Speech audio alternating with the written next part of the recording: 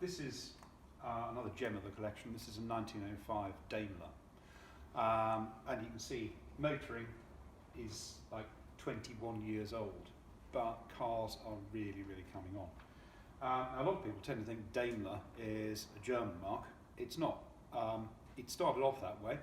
Herr Daimler and Herr Maybach went into business in Germany in the 1880s, almost immediately got into financial hot water, and their patents were bought out by a company based in Coventry.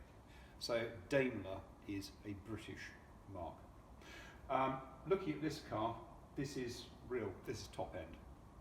You've got the ribbed radiator, which is a sort of signature point of Daimler's of the period. It has a driver's compartment.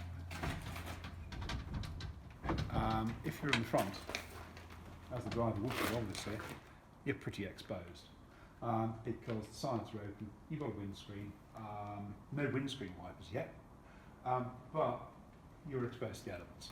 And this is why you tend to get specialist chauffeurs' clothing coming in, big long leather coats, gauntlet type gloves, hats with air flaps, goggles. The poor guy sitting in the front, got to protect him from the elements. Actually, he had a really sort of far from envious job. Being a chauffeur, there's a lot of hard work involved.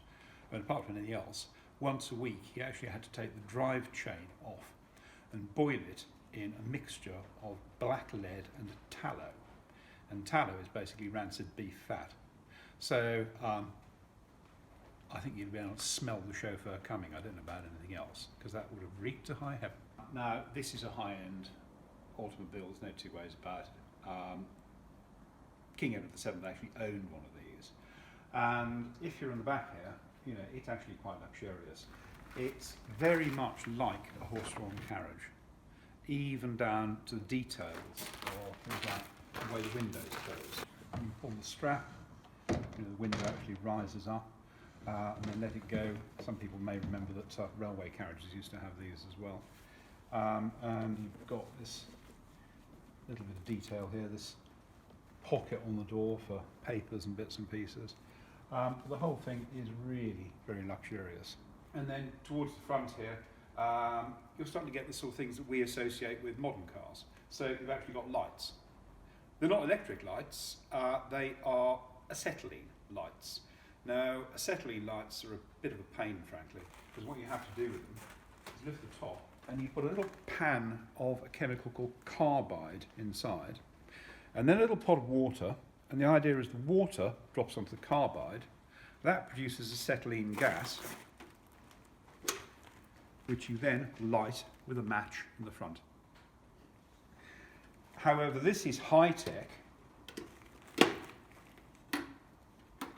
compared to the lights on the side, which are candle lights, just as you'd find on a horse-drawn carriage. But I think the best thing about this is something that school groups find really amazing. It's the horn. It's this serpentine brass thing stuck on the front. And doesn't it make a wonderful noise?